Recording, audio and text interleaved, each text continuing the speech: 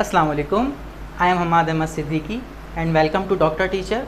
ये मेरा एमकैट और ईकैट के हवाले से सेकंड लेक्चर है। सेकंड लेक्चर पे जाने से पहले मैं आपसे बात करना चाहता हूँ, हमने पहले लेक्चर में क्या पढ़ा, तो उसको हम जो है बहुत जल्दी मैं आपको बता दूँ कि उसके अंदर हमने क्या पढ़ा था। उसके अंदर हमने पहली चीज़ हमने देखी थी कि what is physics, what is the concept of physics and what is the definition of physics. और इस सिर्फ फिज़िक्स की डेफिनेशन से हमारे एमसीक्यूज़ किस तरीके से बन सकता है, हमने इस चीज़ को देखा था। उसके बाद मैंने यहाँ पर motion in one dimension chapter शुरू किया था, जो आपका फर्स्ट ईयर बुक फिज़िक्स की बुक का चैप्टर नंबर 3 है। मैंने इसमें कहा था कि हम इससे पहले थोड़ा सा रिव्यू ले लेते हैं कि मोशन इन वन डायमेंशन को पढ़ने से पहले हमने कुछ और बातें करी, जैसे मैंने आपसे कहा कि काइनेमेटिक्स की डेफिनेशन, डायनामिक्स, मैकेनिक्स क्या होती है, मैंने वो सारी चीज़ें आपके साथ जो है वो रिव्यू किया। उसके बाद मैंने आपसे उससे रिलेट जो क्वेश्चंस बन सकते हैं वो मैंने आपको बताया। उसके बाद मैंने आपसे मोशंस के बारे में पढ़ा कि मोशन कितने टाइप्स की हो सकती हैं। तो आपको पता है कि मेरे प्रीवियस लेक्चर में आप जाके देख सकते हैं, लेक्चर नंबर 1 में, कि 3 टाइप्स की हमारे पास मोशन थी। लीनियर मोशन, ऑसिलेटरी मोशन और हमारे पास वाइब्रेटरी मोशन भी मौजूद थी। इसके और 2 नाम थे, जैसे लीनियर को हमने ट्रांसलेटरी भी कहा था, सर्कुलर मोशन को हमने ऑर्बिटल मोशन भी कहा था, और वाइब्रेटरी मोशन को हमने ऑसिलेटरी मोशन भी कहा था। उसके बाद मैंने आपको बताया था कि हमारे पास इक्वेशंस ऑफ मोशन होती हैं, वो 3 टाइप्स की होती हैं। मैंने यहाँ पर लिखा हुआ है, आपको नज़र आ रहा होगा, 3 इक्वेशंस ऑफ मोशन है, first, second and third. First equation of motion, second equation of motion, third equation of motion. उसके बाद मैंने आपसे कहा था जब ये हम डिस्कस करेंगे इक्वेशन ऑफ मोशन को, तो हम लेफ़्ट टू राइट और राइट टू लेफ़्ट, यानी कि हम सीधे हाथ से उल्टे हाथ की तरफ या उल्टे हाथ से सीधे हाथ की तरफ जो है वो मूव कर रहे होंगे। लेकिन जब मैं अगर बात करूं कि ये मोशन चेंज हो जाए किस तरीके से, कि हम जो है अपवर्ड टू डाउनवर्ड डायरेक्शन आना शुरू हो जाए या डाउनवर्ड से अपवर्ड डायरेक्शन की तरफ जाना शुरू हो जाए, तो ये कुछ इसके अंदर चेंजिंग आ जाती है। डिस्टेंस यानी कि एस जो है वो चेंज हो जाता है एच से, यहाँ पर लिखा हुआ है ये देखिए। और एक्सीलरेशन चेंज हो जाती है ग्रेविटी के साथ। ये हमने अपना प्रीवियस लेक्चर में देखा था।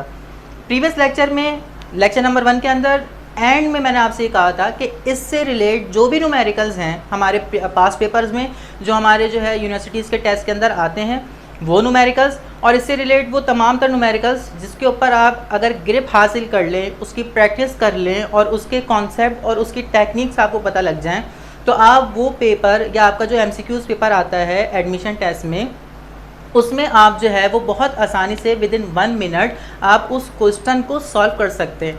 याद रखिएगा, आपके पास जो आपके टेस्ट होते हैं उसमें आपको कोई कैलकुलेटर और साइंटिफिक कैलकुलेटर या सिंपल कैलकुलेटर भी अलाउ नहीं होता यूनिवर्सिटीज़ के टेस्ट में।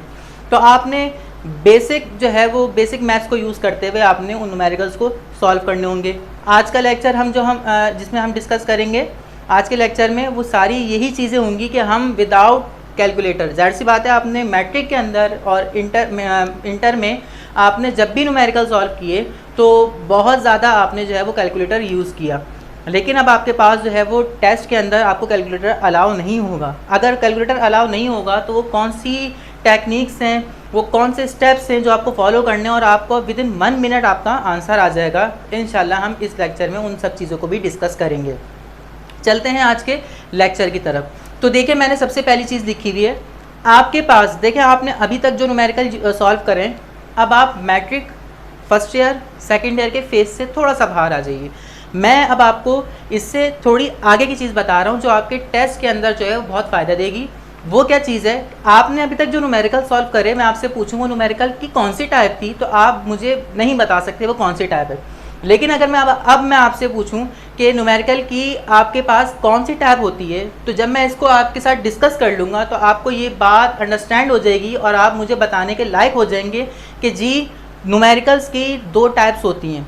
वो मैंने यहाँ पर लिखी हुई हैं। शुरू करता हूँ वो 2 टाइप्स कौन कौन सी हैं। सबसे पहले मैंने यहाँ पर जो है वो हेडिंग डाली हुई है, numerical solve bye 2 tricks. 2 tricks हैं जिसके ज़रिए हम न्यूमेरिकल्स को जो है वो सॉल्व कर सकते हैं। पहली कौन सी है, कॉन्सेप्ट फार्मूला ट्रिक। ये ट्रिक आपके बहुत काम आएगी। दूसरी आपके पास जो ट्रिक है वो है ब्रूट फोर्स ट्रिक। ये जो आपके पास, जिसके ऊपर मैं स्टार बना रहा हूँ, ये जो आपके पास ट्रिक मौजूद है, ये ट्रिक आपको बाद में काम आएगी। लेकिन आज जो हम न्यूमेरिकल जो है वो सॉल्व करेंगे, न्यूमेरिकल्स के हम क्वेश्चंस देखेंगे, वो तमाम तरह क्वेश्चन जो है वो आपके बेस करेंगे इस वाली ट्रिक के साथ, जो कि है कॉन्सेप्ट फार्मूला ट्रिक। ये है क्या कॉन्सेप्ट फार्मूला ट्रिक? कुछ इतनी हार्ड चीज़ नहीं है, कोई इतनी मुश्किल चीज़ भी नहीं है। ये जो लिखा हुआ है इसका मतलब भी यही है। कैसे? देखिए, मैंने लिखा है कॉन्सेप्ट फार्मूला ट्रिक।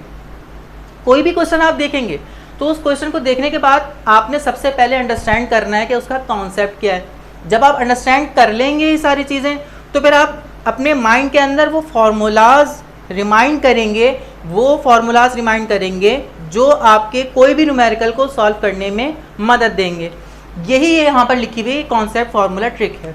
जो हमारा चैप्टर चल रहा है मोशन इन वन डायमेंशन, उसके अंदर जो हमारी ट्रिक लगेगी, ये वाली जो ट्रिक आपके पास जो सेकंड ट्रिक लिखी हुई है, ये भी हम यूज़ करेंगे। लेकिन हम जब chapter number 3 motion in one dimension की बात करते हैं तो उसमें ये वाली सिर्फ पहली ट्रिक लगेगी, कॉन्सेप्ट फार्मूला ट्रिक।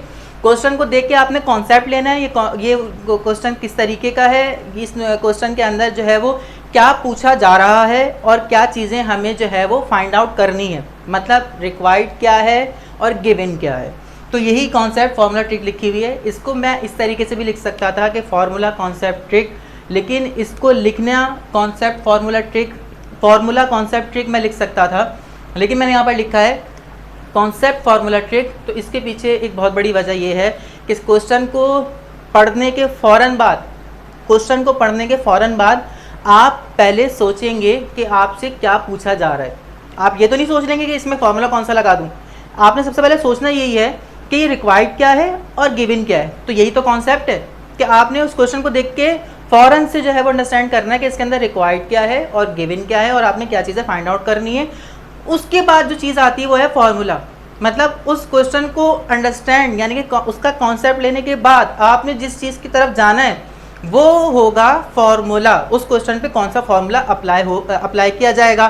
तो ये यहाँ पर जो है वो मैंने ट्रिक लिखी है, कॉन्सेप्ट फार्मूला ट्रिक। मैंने यहाँ पर बहुत ब्रीफली जो है वो डिस्क्राइब किया इस चीज़ को जो यहाँ पर मैंने ट्रिक लिखी हुई है। आई होप कि आप अंडरस्टैंड कर चुके होंगे। देखिए, मैंने इसकी ना कुछ एग्जाम्पल भी लिखी हैं। सपोज करें आपसे पूछा जाए find acceleration, find velocity, find force. तो ये क्वेश्चन ऐसे क्वेश्चंस हैं जिन क्वेश्चंस के अंदर जो है वो एक्सीलरेशन, वेलोसिटी एंड फोर्स यहाँ लिखा हुआ है।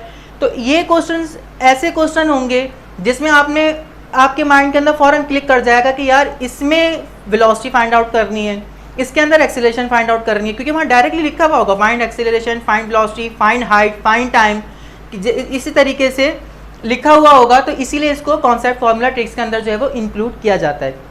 मेरी बात मैं फिर दोबारा रिवाइज कर देता हूँ, आप दोबारा जो है वो सुन लीजिए।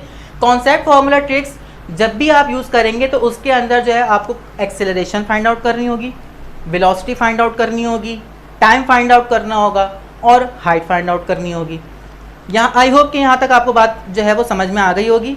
दूसरी चीज़ की तरफ चलता हूँ। मैं अपने न्यूमेरिकल्स पे जाने से पहले, क्वेश्चंस पे जाने से पहले मैं आपको कॉन्सेप्ट दे रहा हूँ ताकि आप जब क्वेश्चन को सॉल्व करें तो उस वक्त आपको जो है वो कोई प्रॉब्लम ना हो और कोई मुश्किल फेस ना करनी पड़े आपको।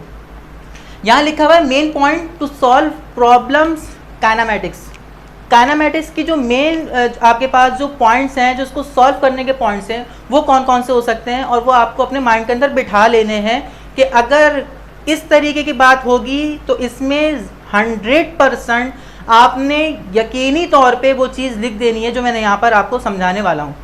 अगर कोई चीज़ सपोज करें, मैं आपसे एक बात करूँ कि आपसे बोला जाए if a body start from rest, इसका मतलब आप सब समझ सकते हैं कि बॉडी अभी या कार जो है वो अभी स्टार्ट हुई है। स्टार्ट का मतलब क्या है, वो उससे पहले क्या थी, उससे पहले वो रुकी हुई थी। तो ये कुछ 3 पॉइंट्स आपके सामने लिखे हुए हैं। इन 3 पॉइंट्स को जो हम अंडरस्टैंड कर लें, याद कर लें कि अगर काइनेमेटिक्स से रिलेट कोई भी क्वेश्चन आपके पास आ जाए तो आपने ये 3 पॉइंट सबसे पहले देख लेने हैं और क्वेश्चन आपको बार बार हाईलाइट होता हुआ दिखाएगा कि ये जो चीज़ है इसको आप अंडरस्टैंड करें और इसको कंसिडर करें। मिसाल के तौर पे पहला पॉइंट आपके पास क्या है, if a body / object start from rest. अगर कोई भी बॉडी या ऑब्जेक्ट स्टार्ट होता है किससे, रेस्ट से, या मैंने लिखा हुआ है या कोई बॉडी जो है वो स्टेशनरी बॉडी है, तो इन दोनों का मतलब ये होगा आपने आंख बंद करके जो है वो वहाँ पर इनिशियल वेलोसिटी को क्या कर देना है, 0 कर देना है। क्यों 0 कर देना है, क्योंकि बॉडी कैसे है, पहले ये कोई ऑब्जेक्ट कैसे है, ज़ीरो का मतलब ये है कि वो बॉडी उससे पहले उस वक्त जो है वो रेस्ट की हालत में मौजूद है। क्वेश्चन इस तरीके से शुरू भी हो सकता है, और ऐसे आपने बहुत सारे न्यूमेरिकल्स करे भी हैं। दूसरा पॉइंट है, if a body slash object come to rest और brake applied to stop it. इसका मतलब ये हुआ कि बॉडी आपके पास जो है वो मोशन परफॉर्म कर रही थी और वो रेस्ट की हालत में आ रही है या आ चुकी है। इसका मतलब ये हुआ कि बॉडी जो है वो पहले से ही मूव कर रही थी। आपके पास क्वेश्चन में पहले से बॉडी जो है वो क्वेश्चन में बॉडी मूव करती हुई आ रही है या ऑब्जेक्ट मूव करता हुआ आ रहा है, और ऑब्जेक्ट जो है अब वो रुक रहा है।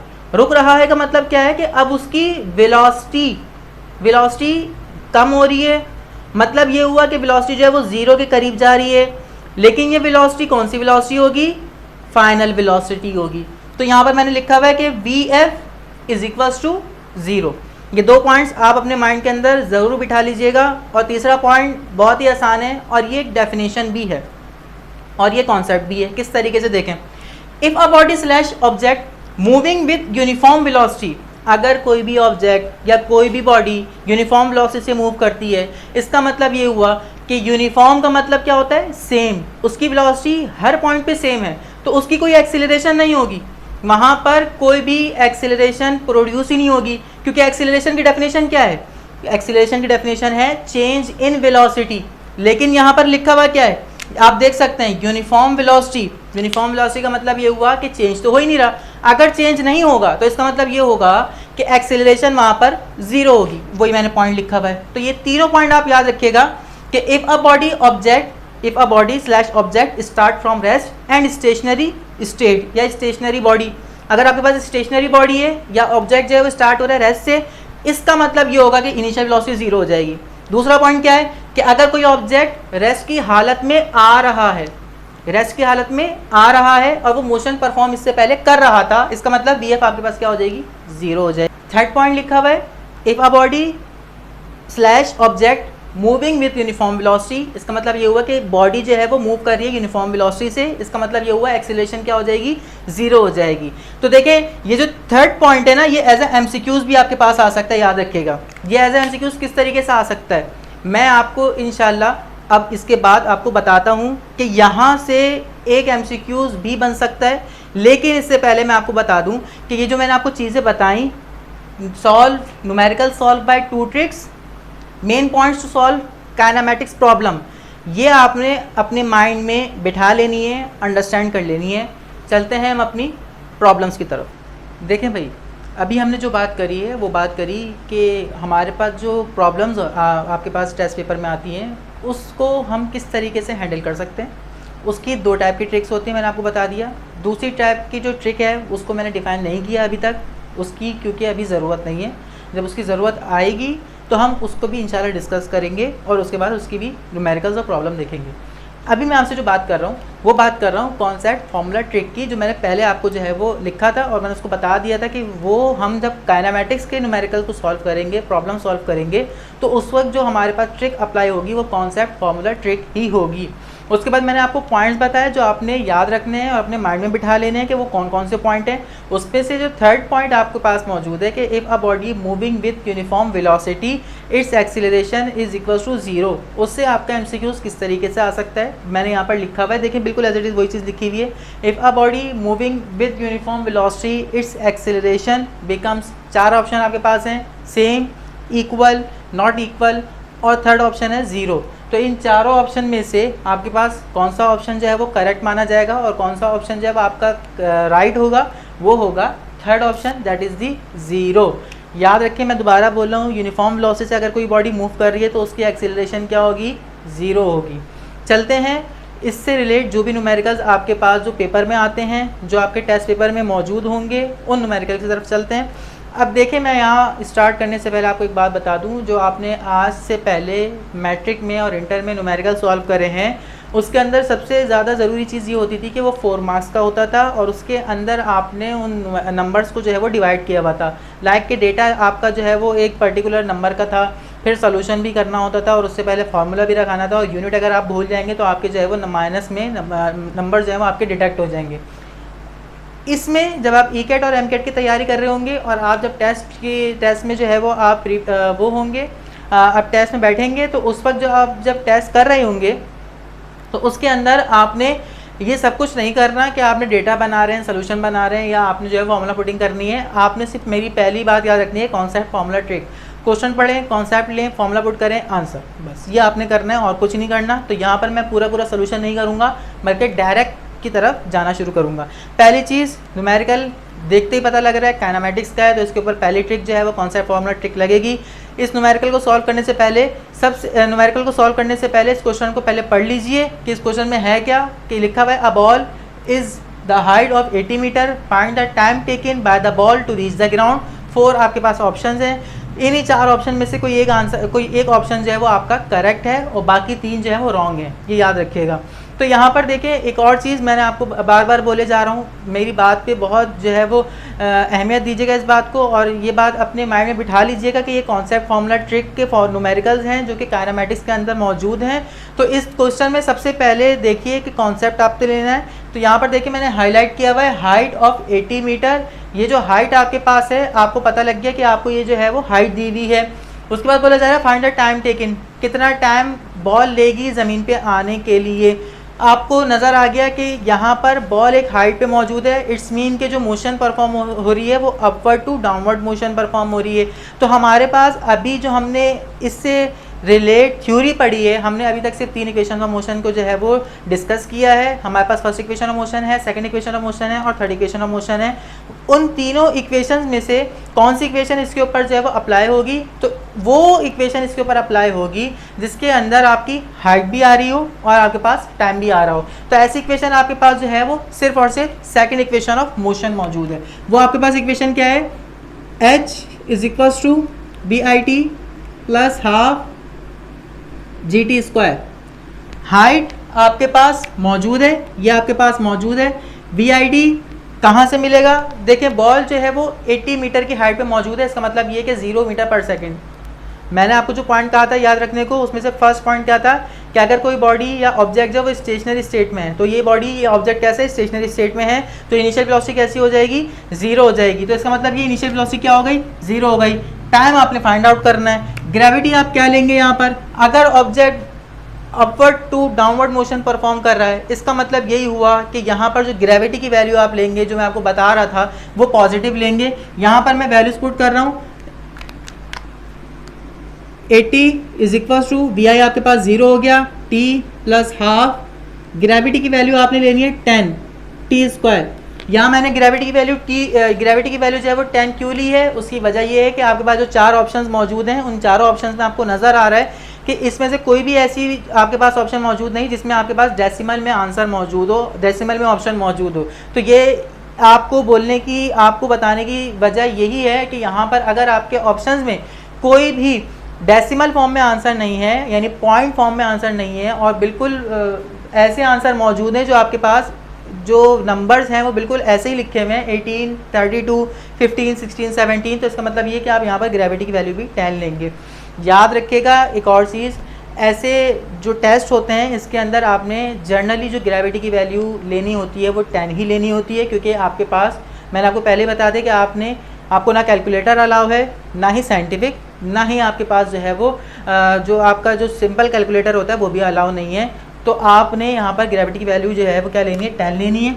उसके बाद आगे चलते हैं, इस न्यूमेरिकल को सॉल्व करते हैं जल्दी से। 80 इज इक्वल्स टू 2 1 ज़ा 2 5 ज़ा 5 T square, 80 divided by 5 is equals to T square, 5 1 ज़ा 5 16 ज़ा, T square is equals to 16। Root ले लें दोनों पे जल्दी से, रूट लेंगे तो ये स्क्वायर से रूट कैंसिल हो जाएगा, और 16 का स्क्वायर रूट क्या होता है, 4 सेकंड। हमारे पास टाइम क्या आ गया, 4 सेकंड आ गया।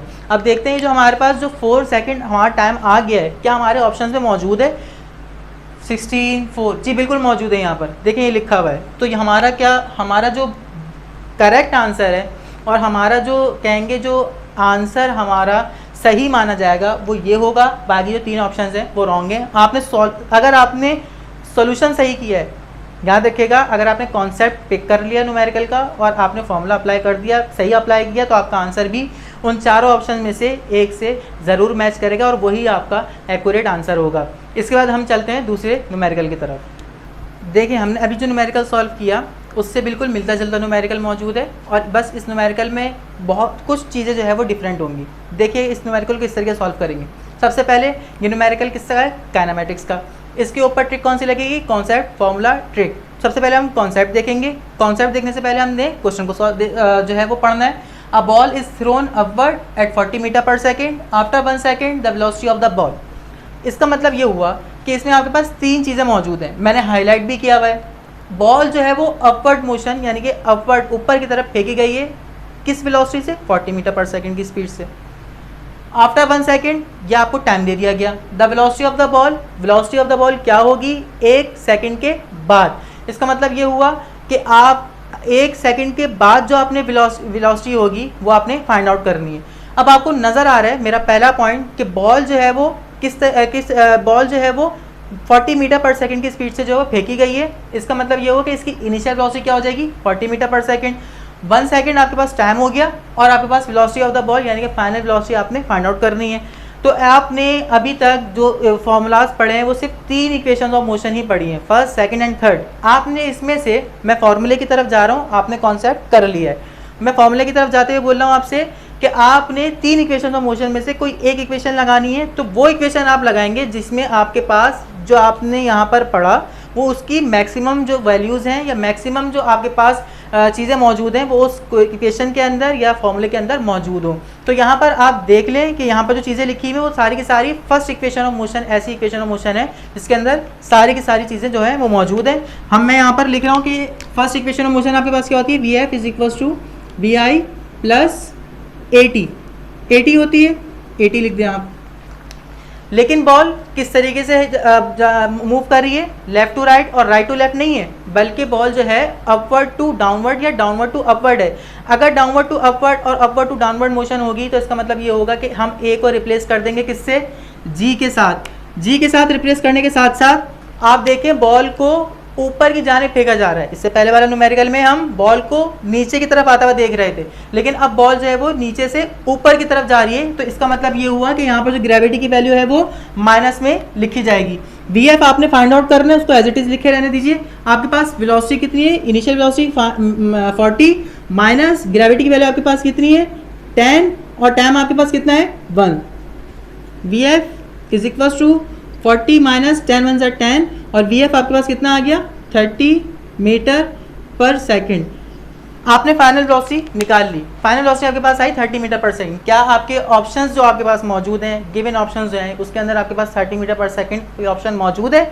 जी बिल्कुल। देखें आपका जो option number 1 option number A है 30 मीटर पर सेकंड आपके पास मौजूद है, तो यह आपका जो है वो करेक्ट आंसर माना जाएगा, करेक्ट आपका जो है वो जवाब माना जाएगा। और आपके सामने जो 3 बाकी ऑप्शन मौजूद हैं वो तीनों के तीनों कौन से होंगे बेटा, रॉन्ग होंगे, क्योंकि आपने कॉन्सेप्ट भी पिक कर लिया, फॉर्मूला जो आपकी ट्रिक के अंदर दूसरा वर्ड है फॉर्मूला वो भी आपने बिल्कुल सही लगाया, तो आपका आंसर भी बिल्कुल सही आया। चलते हैं अब हम थर्ड न्यूमेरिकल की तरफ। देखिए भाई हमारे पास थर्ड न्यूमेरिकल क्या है और थर्ड प्रॉब्लम भी हम इसको कह सकते हैं वो क्या है। तो हमारे पास क्वेश्चन हमारे पास इस तरीके से भी आ सकता है कि a car start from rest and moving with velocity 40 meter per second and cover a distance of 50 meter. Its acceleration option A 4 meter per second, option B 16 meter per second, option C 16 meter per second square and D is 25 meter per second square. अब देखें वही trick हम दोबारा लगाएंगे जो मैं बार बार आपसे बोल रहा हूँ, concept formula trick. Concept formula trick के मुताबिक हमारे पास a car start from rest, जो मैंने आपसे कहा था कि आपने पॉइंट याद रखने हैं, उसमें से पहला पॉइंट था कि आपके पास अगर कोई ऑब्जेक्ट या कोई बॉडी स्टार्ट हो रही है रेस्ट से, इसका मतलब ये होगा उसकी इनिशियल वेलोसिटी क्या हो जाएगी 0 हो जाएगी। ये बात तो यहाँ तक समझ में आ गई। And moving with velocity 40 metre per second, और वो जो मूव कर रही है बॉडी वो किस स्पीड से कर रही है 40 मीटर पर सेकेंड, वो ये लिखा हुआ है। इसका मतलब ये हुआ ये जो चीज़ आपके पास है ये आपके पास है फाइनल वेलोसिटी। उसके बाद लिखा हुआ है and cover a distance of 50 meter, उसने जो डिस्टेंस कवर किया है वो कितना किया है 50 मीटर किया है। इट्स एक्सीलरेशन, उसकी एक्सीलरेशन क्या होगी। अब दोबारा वही चीज़ आपने कॉन्सेप्ट क्वेश्चन से ले लिया, अब आपने फॉर्मूले की तरफ चलना है। फॉर्मूला आपने कौन सा लेना है, 3 इक्वेशन ऑफ मोशन में से कोई सी भी एक इक्वेशन ऑफ मोशन जो है वो हम यहाँ पर यूज़ करेंगे। हमारे पास यहाँ पर जो सबसे बेस्ट है जो हम इक्वेशन ऑफ मोशन यूज़ कर सकते हैं वो हमारे पास है third equation of motion.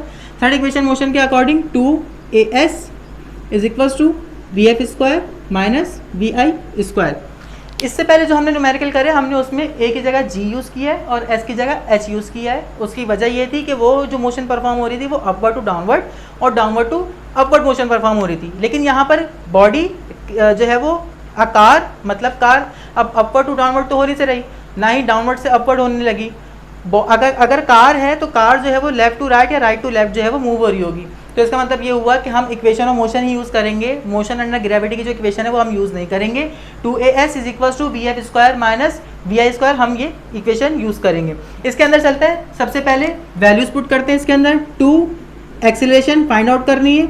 S आपके पास क्या है 50 is equals to V F square, V की वैल्यू आपके पास क्या है 40 स्क्वायर माइनस इनिशियल वेलोसिटी आपकी क्या है 0। इनिशियल वेलोसिटी आपकी क्यों 0 है कि बॉडी जो है वो रेस्ट से मूव हो रही है, स्टार्ट हो रही है, यानी कि बॉडी या आकार स्टार्ट फ्रॉम रेस्ट। अब यहाँ पर सवाल पैदा होता है कि अगर कोई छोटा नंबर होता तो हम उसका स्क्वायर आसानी से कर सकते थे, लेकिन यहाँ पर अब जो आपके पास जो नंबर है वो है आपके पास बड़ा, मतलब 40 का अगर आपको स्क्वायर निकालना है तो आप लाजमी तौर पे क्या करते थे, कैलकुलेटर यूज़ करते थे। लेकिन मैं आपको यहाँ पर एक ट्रिक बता रहा हूँ आपको, मैं यहाँ पर आपको एक जो है वो समझ लें, एक आपको इस अगर कोई बड़ा नंबर आपके पास आ जाए उसको किस तरीके से आप उसका स्क्वायर ले सकते हैं विदाउट यूजिंग एनी कैलकुलेटर, वो किस तरीके से कर सकते हैं। देखें यहाँ पर लिखा हुआ है 40 अगर लिखा हुआ है तो इसका जो पहला नंबर है आप उसको सिलेक्ट कीजिए। आपने 4 को सिलेक्ट कर लिया, इसका जो स्क्वायर है वो स्क्वायर क्या हो जाएगा, 4 का स्क्वायर क्या हो जाएगा 16, 4 का स्क्वायर क्या हो जाएगा 16 हो जाएगा। यानी कि 40 में से मैंने आपसे ये बात कही कि 40 अगर यानी कि अगर आपके पास कोई बड़ा नंबर आ जाए, सपोज आपके पास 100 आ जाए, 200 आ जाए, अगर ऐसे नंबर आपके पास आ जाए तो आप विदाउट यूजिंग कैलकुलेटर आप इसको सॉल्व नहीं कर सकते। विदाउट एनी यूजिंग कैलकुलेटर आप इसको सॉल्व नहीं कर सकते। आपने क्या करना होगा, आपने ये ट्रिक यूज़ करनी होगी जो मैं आपको यहाँ पर बता रहा हूँ। 40 में से पहला नंबर आप ले लें, कोई सा भी नंबर हो सकता है, वो 40 के अलावा 50 भी हो सकता है, तो आपने वो पहला नंबर लेना है। 4 ले लिया आपने, 4 का स्क्वायर आप करें 16 आ गया। अब यहाँ पर जितने ज़ीरो हैं उस ज़ीरो को 2 टाइम्स मल्टीप्लाई कर दें। यहाँ पर कितने ज़ीरो मौजूद हैं, एक ज़ीरो मौजूद है, तो 2 को मल्टीप्लाई कर दें ज़ीरो के साथ, तो कितने ज़ीरो इसमें ऐड हो जाएंगे। तो यहाँ पर जो ज़ीरो है वो 2 और ऐड हो सकते हैं कि अगर मैं ज़ीरो की तादाद कितनी है 1, तो 2 1 ज़ा 2, तो यहाँ पर 2 ज़ीरो लगा लेंगे। अब क्योंकि आप अभी जो है वो मौजूद होंगे, जो है वो मेरा जो है वो लेक्चर सुन रहे होंगे, तो आप एक काम कीजिए, आप कैलकुलेटर अब यूज़ करें। पहले आप ये ट्रिक अप्लाई कीजिएगा, उसके बाद आप अपना कैलकुलेटर इस्तेमाल करें। इस्तेमाल करने के बाद देखें क्या 40 का आंसर 1600 आ रहा है, तो आपका जो कैलकुलेटर है वो यही आंसर दे रहा होगा। मैं ये ट्रिक दोबारा जो है वो रिपीट कर रहा हूँ। अगर आपके पास कोई बड़ा नंबर हो और उसका आपने स्क्वायर करना हो तो वो किस तरीके से करेंगे, आप उसका पहला नंबर ले लेंगे, लाइक यहाँ पर 4 लिखा हुआ है, 4 ले लिया, उसका आपने स्क्वायर कर लिया। स्क्वायर करने के बाद आपने उसको जो स्क्वायर आ रहा है वो आपने यहाँ पर लिख लिया 16। यहाँ पर जितने जीरो होंगे उसको आपने 2 से मल्टीप्लाई करना है। अगर यहाँ एक जीरो है तो उसको आपने 2 से मल्टीप्लाई करेंगे, तो आपके पास 2 1 ज़ा 2, तो आप 2 जीरो लगा देंगे। अगर यहाँ पर आपके पास 2 जीरो होते तो 2 2 ज़ा 4, तो यहाँ पर 4 जीरो लगते। बट यहाँ पर एक ही जीरो है तो 1 को 2 से मल्टीप्लाई करें तो जितने जीरो आपके पास मौजूद हैं वो है 2, तो आपने 16 के आगे जो है वो 2 जीरो लगा दिए, तो यहाँ पर बन गया 1600। तो यहाँ पर आपके पास 40 का स्क्वायर आ गया 1600, 250 ज़ा 100, a is equals to 1600 divided by 100। 2 zero से 2 जीरो कैंसिल, तो एक्सेलरेशन की वैल्यू क्या आ गई 16 मीटर पर सेकेंड स्क्वायर। आपके पास एक्सेलरेशन की वैल्यू आ चुकी है जो कि है 16 मीटर पर सेकेंड स्क्वायर। लेकिन यहाँ पर देखें आपके पास ऑप्शन मौजूद हैं 4 metre per second, 16 metre per second, 16 metre per second square and 25 metre per second square. आपकी जो वैल्यू आई है ना, जो आपने कैलकुलेट की है वैल्यू, वो तो आपके पास 2 मौजूद है। यहाँ पर भी ऑप्शन बी में आपके पास 16 मौजूद है, ऑप्शन सी में भी आपके पास 16 मौजूद है। लेकिन आपने एक्सीलरेशन फाइंड आउट की है, तो एक्सीलरेशन का यूनिट क्या होता है, एक्सीलरेशन का यूनिट मीटर पर सेकेंड नहीं होता। मीटर पर सेकेंड एक्सीलरेशन का यूनिट नहीं होता, तो ये आपका ऑप्शन नहीं है, ये आपका रॉन्ग ऑप्शन है। आपका करेक्ट ऑप्शन कौन सा होगा, और करेक्ट ऑप्शन आपका जो है वो ऑप्शन नंबर सी होगा, जो कि लिखा हुआ है 16 मीटर पर सेकेंड स्क्वायर। याद रखिएगा स्टूडेंट्स, जब आप कोई भी न्यूमेरिकल सॉल्व कर रहे होंगे तो आपको यूनिट्स याद रखने होते हैं, क्योंकि ये बहुत ही बेसिक है। अगर आप यूनिट में गड़बड़ कर देंगे, यूनिट आप भूल जाएंगे, या यूनिट आप मीटर एक्सीलरेशन का यूनिट मीटर पर सेकंड लिख देंगे, तो आपका वो ऑप्शन राइट नहीं माना जाएगा, आपका वो ऑप्शन करेक्ट नहीं माना जाएगा, बल्कि वो आपका मार्क डिटेक्ट हो जाएगा और माइनस हो जाएगा। ये याद रखिएगा। तो आपने यूनिट्स का बहुत ख्याल रखना है। एक्सीलरेशन फाइंड आउट करनी है तो एक्सीलरेशन में मीटर पर सेकंड स्क्वायर ही लगता है। आपने अगर यहाँ पर सपोज वेलोसिटी फाइंड आउट करनी होती तो ये आपका आंसर सही होता है, जैसे हमने प्रीवियस न्यूमेरिकल में हमने जो है वो वेलोसिटी फाइंड आउट करी थी। आई होप कि आपको तमाम तर चीज़ें इस लेक्चर की समझ में आ चुकी होंगी। इससे रिलेट और दूसरे लेक्चर से रिलेट अगर कोई भी आपका क्वेश्चन है तो मैंने डिस्क्रिप्शन में जो है वो अपना लिंक दे दिया है, आप उस लिंक को खोलिए, और अगर आपका कोई भी क्वेश्चन है इसके मुतालिक या लेक्चर नंबर 1 से मुतालिक तो आप ज़रूर पूछिए, मैं आपको ज़रूर उसका जवाब दूंगा। इस लेक्चर को अपने फ्रेंड्स के साथ जो ई कैट और एम कैट की तैयारी कर रहे हैं उनके साथ ज़रूर शेयर कर दीजिएगा, उनकी भी ताकि हेल्प हो जाए। और अगर वो परेशान हैं या उनको किसी भी तरीके से कोई प्रॉब्लम है तो वो उस प्रॉब्लम से इस लेक्चर के ज़रिए जो है वो निकल जाएं और उनके तमाम तर जो टेस्ट हैं वो उसके अंदर जो है वो अच्छा स्कोर कर सकें। इंशाल्लाह नेक्स्ट लेक्चर में नेक्स्ट वीडियो के साथ आपके साथ मुलाकात होगी। अल्लाह हाफ़िज़।